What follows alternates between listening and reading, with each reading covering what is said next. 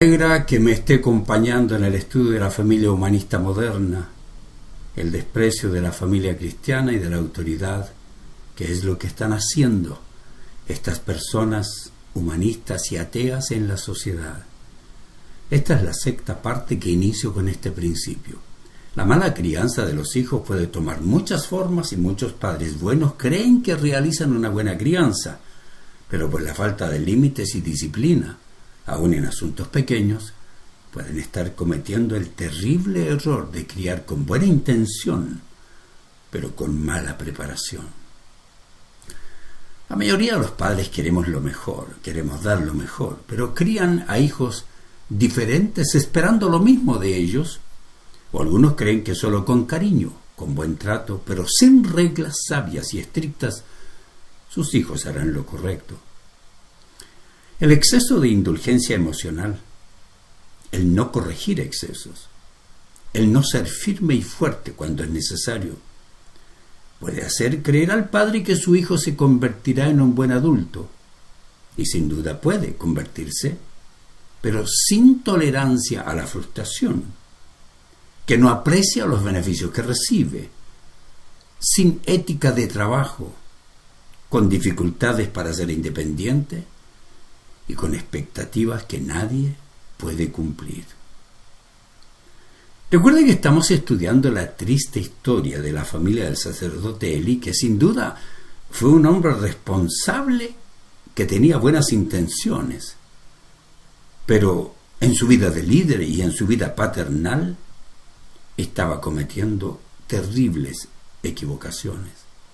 Todos los hemos cometido, yo también, todos hemos fallado. Esos errores provocaron su autodestrucción, además, la muerte de sus hijos, debido a la disciplina divina. Es que cuando Dios entrega responsabilidades a los padres, y estos deciden la desobediencia, no solo criarán hijos desobedientes, sino que serán afectados ellos y sus familias, porque por el amor divino serán disciplinados. Porque Dios disciplina a todos los que eligen vivir en rebelión y pecado. Recuerde que Dios no ha cambiado, que debemos aprender lecciones importantes para evitar cometer los mismos errores. Y no quiero despedazar la vida de Elí, pero sí tenemos que analizarla para obtener buenas lecciones. Hablemos ahora de Ofni y Finés, los hijos rebeldes de un padre bueno. No es suficiente ser un padre bueno, se necesita ser un padre bíblico. No siempre los hijos rebeldes se rebelan por pecados o errores de los padres. A veces padres buenos tienen hijos malos. Nuestro deber es cumplir con nuestra responsabilidad, para que no seamos responsables cuando nuestros hijos elijan la maldad. Eso es lo que tenemos que comprender. Esas palabras que dije allí han traído consuelo a mi propia vida, porque a menudo se culpa a los padres cuando sus hijos se extravían, ya sea un niño pequeño que se porta mal o un adulto que repite los errores y pecados de la infancia problemática en la que estuvo involucrado. Pero la verdad es que no siempre los padres tienen la culpa cuando sus hijos ya son grandes. ¿Se debe culpar siempre a los buenos padres cuando los niños se portan mal? Sí, si son pequeños, sí. Es cierto que hay demasiados malos padres, pero también podemos afirmar que el mal comportamiento crónico de un niño pequeño no significa que el padre ha cumplido bien, ha fallado sin duda. No puede ser un niño con un comportamiento malvado. Pero si un adulto, un joven adulto ya vive su vida irresponsable, no es culpa de los padres. Algunos niños son simplemente malas semillas y eligen la rebelión pese al amor y la sabia disciplina de sus padres. Para mí está claro que la crianza de los hijos desempeña un papel de suma importancia en el resultado que tienen los niños. Por supuesto, existen componentes tanto de la naturaleza del individuo como de la crianza. Y ciertamente hay legítimamente malas semillas del tipo sociópata o personas con enfermedades psiquiátricas que necesitan mucha ayuda, pero también niños de voluntad firme que necesitan excelente paternidad, fortaleza, disciplina, porque cualquier descuido les motiva a actos de maldad. Sin embargo, la mala crianza no necesariamente es que los padres hicieron malas cosas con sus hijos. También se puede definir como el no hacer cosas buenas, no solamente no hacer cosas buenas, sino hacer cosas malas, sino no hacer cosas buenas. Y esto algunos padres ni siquiera se dan cuenta. Estos hijos, estudiémoslo un momento, Ofni y Finees, eran sacerdotes, pero no creyentes. Lo dice la Biblia en capítulo 1, versículo 3, primer libro de Samuel. Allí se nos revela la profesión que tenían, y es muy interesante que en las Escrituras encontramos que a veces la profesión del padre se convertía en la profesión de los hijos. Y ese es el caso en esta familia que estamos estudiando. Elí fungía como sacerdote. Sus hijos también se convirtieron en sacerdotes, estaban en la línea sacerdotal. Dice el versículo: y todos los años aquel varón subía de su ciudad para adorar y ofrecer sacrificio al Señor de los ejércitos en Silo, donde estaban dos hijos de Elí, Ofni y Finees, sacerdotes del Señor. Podemos decir que profesionalmente eran sacerdotes, como existen algunos ahora hijos de pastores, que profesionalmente son pastores, pero no viven la vida que Dios demanda. Ni siquiera alcanzamos a comenzar a tener respeto por el ministerio que habían elegido estas personas, cuando ya se nos menciona sus actitudes pecaminosas, eran graves, y es precisamente el capítulo 2, versículo 12, que no solamente describe cómo eran incrédulos, rebeldes a las ordenanzas divinas, sino que eran hombres realmente indignos y maliciosos.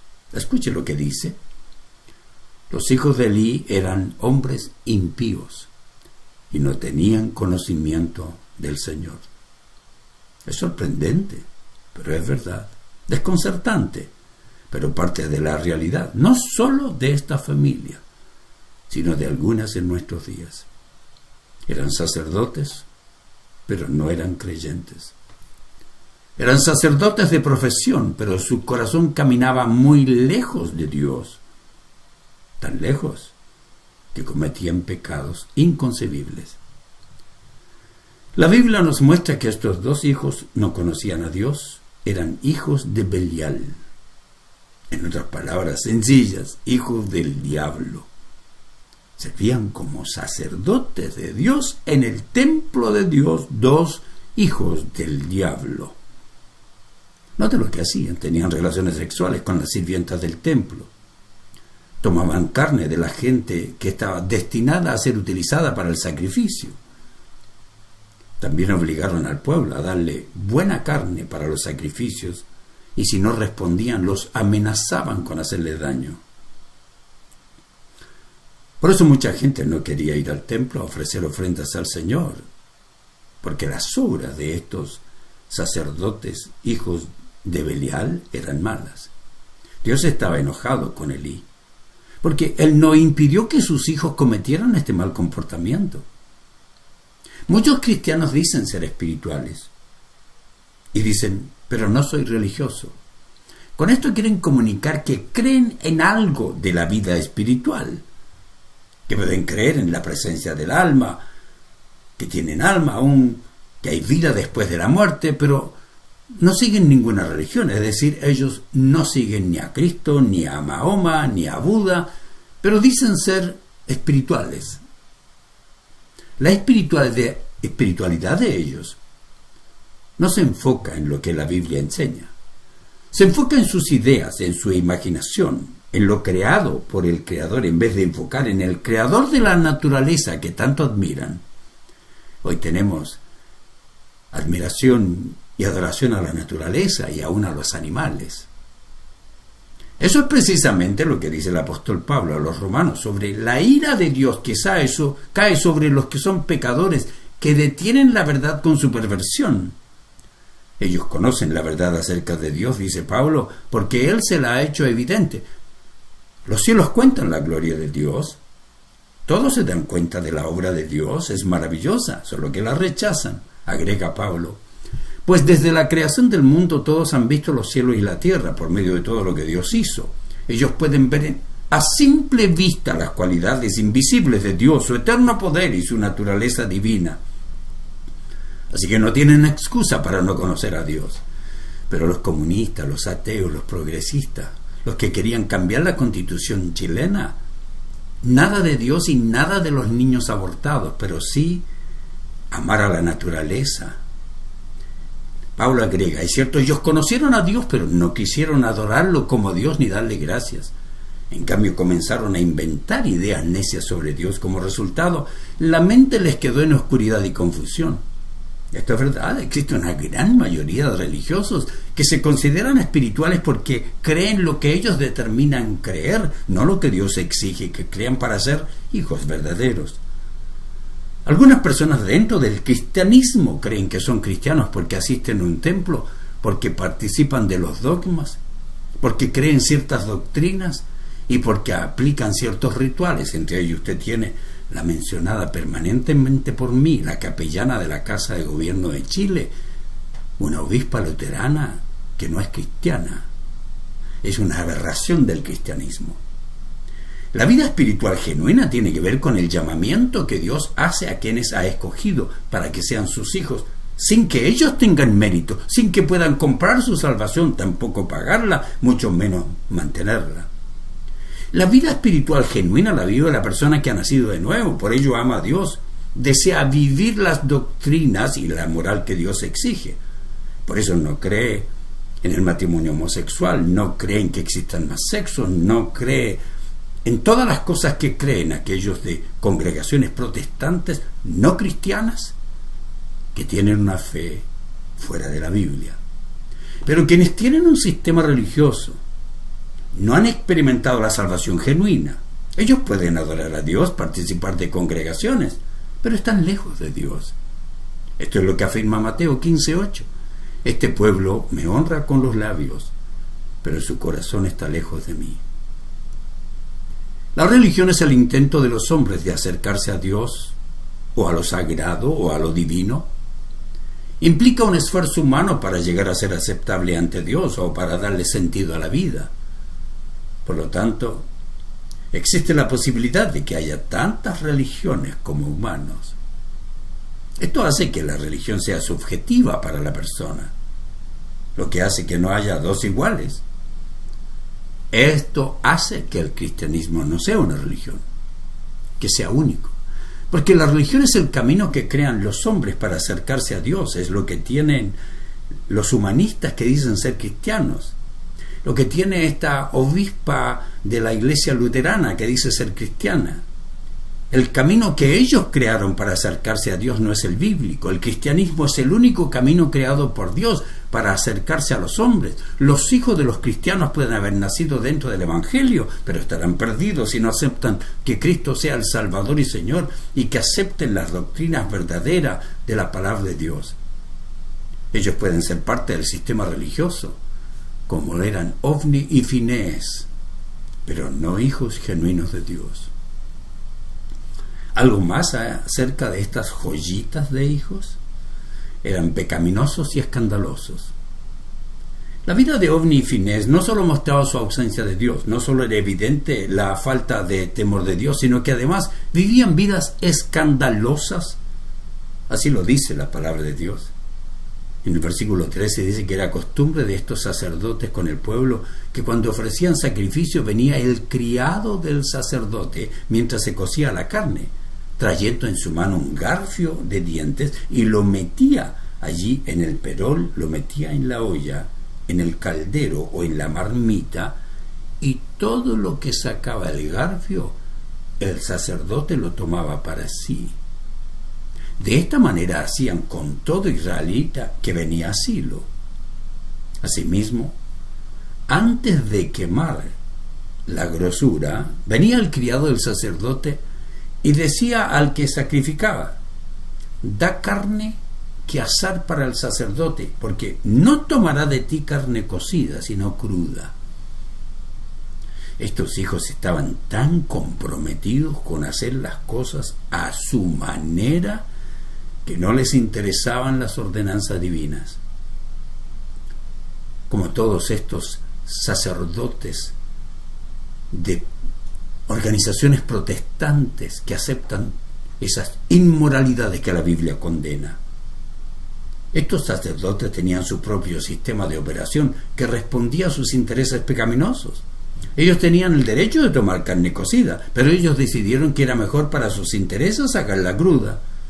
A Ofni y Finés no les interesaba ministrar y honrar a Dios, al Dios que le bendeciría con creces. A esos malvados le interesaba solo la satisfacción de sus intereses egoístas y hacer las cosas a su manera. Precisamente de eso nos advierte Judas cuando dice que algunos se meterán en los templos para justificar su inmoralidad, apelando a la gracia. Otra característica de estos bandidos: insubordinados y violentos.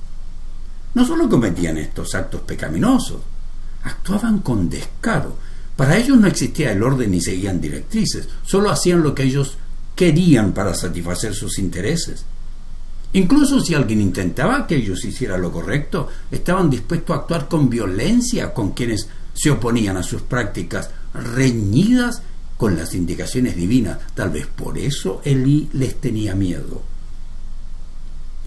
Y llegaron a tal grado de rebelión que estaban dispuestos a todo, incluso menospreciar las ofrendas del Señor. Observe lo que dice el versículo 16 y 17.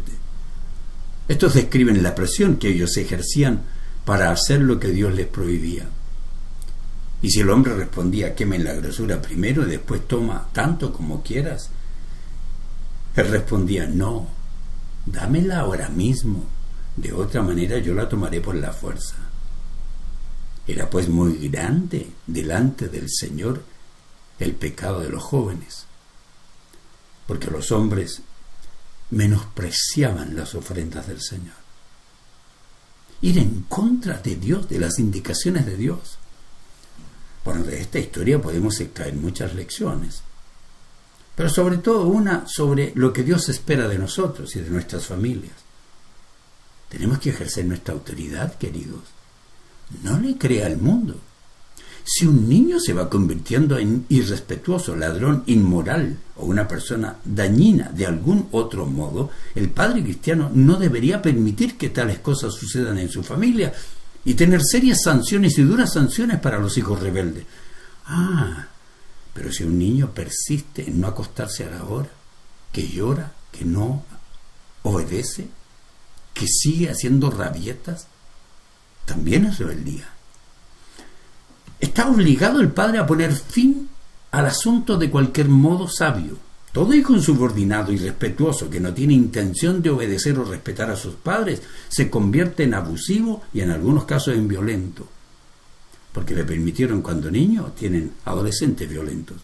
Las rabietas, los ataques de ira de los niños son parte integrante de la vida de la familia y los padres deben aprender cómo enfrentar sabiamente todas esas acciones. Sin duda, lidiar con niños rebeldes puede ser una de las rutinas más estresantes, pero las alarga usted cuando no las enfrenta del principio, porque eligen una larga vida de confrontaciones y abusos los padres que no enfrentan ese problema desde el nacimiento de los niños. Los padres deben entrenar siempre a sus hijos. Nunca permitir que mediante gritos, amenazas, lloriqueos, insultos, pataletas, consigan lo que quieren. Le está traspasando la autoridad. Los padres deben recordar que a medida que su hijo crece, pasará por diferentes etapas de desarrollo y experimentará diversos cambios emocionales, intelectuales y físicos, y todo su proceso de crecimiento debe estar enmarcado en reglas, límites, recompensas, disciplina, sanciones. Si bien puede ser gratificante y emocionante verlos convertirse en adultos jóvenes independientes, ese proceso de cambio puede presionarles para que actúen por impulso, para que quieran conseguir lo que quieren, para ser independientes, para que se rebelen, a menudo por cuestiones simples. Pueden empezar a ser irrespetuosos. Deténgalo, no lo permita. Romper las reglas establecidas, no lo permita. No permita que el comportamiento rebelde de un hijo le angustie, le paralice, le haga sentir impotente. Su hijo lo notará. Prepárese para responder firme y sabiamente. Le voy a entregar muchas instrucciones de aquí en adelante. Debe siempre estudiar el motivo de esos comportamientos erróneos y abordarlos de la manera correcta. Mientras crecen, a los niños les gusta tener un control sustancial sobre sus vidas. Quieren buscar la independencia. No les gusta que le impidan hacer lo que quieran. Ellos quieren lo que quieren. En la adolescencia les gusta tomar sus propias decisiones. Quieren tomar control sobre todo lo que hacen, cómo se visten, con quién salen, qué quieren hacer en su tiempo libre. Por lo tanto, pueden portarse mal, pueden rebelarse cuando sus padres se hacen cargo, cuando toman su autoridad, pero también saben qué hacer cuando los padres dudan de sus capacidades para tomar sabias decisiones y los confrontan. Los padres que les permiten dominar a los hijos, que le permiten insultos, que permiten actos de violencia, que permiten golpes de ellos desde chiquito, están entregando las mejores lecciones de rebeldía y preparando el terreno para que sus hijos tiendan a elegir la insubordinación y la violencia. El mundo humanista quiere destruir la autoridad de los padres. La Biblia le dice, no lo permita. Mi conclusión es que hijos rebeldes también pueden nacer de un padre piadoso. Y Dios no culpa a los padres piadosos de los pecados de sus hijos. Pero si un padre no se preparó bíblicamente y no crió a sus hijos en la disciplina y amonestación del Señor, sin duda tiene responsabilidad de que sus hijos, por falta de modelaje y de enseñanza de la verdad, escojan vivir en la maldad. Usted no lo haga, querido. Nunca traspase la autoridad que Dios le ha encargado a usted, a sus hijos que no tienen ni la capacidad ni la sabiduría para manejarla.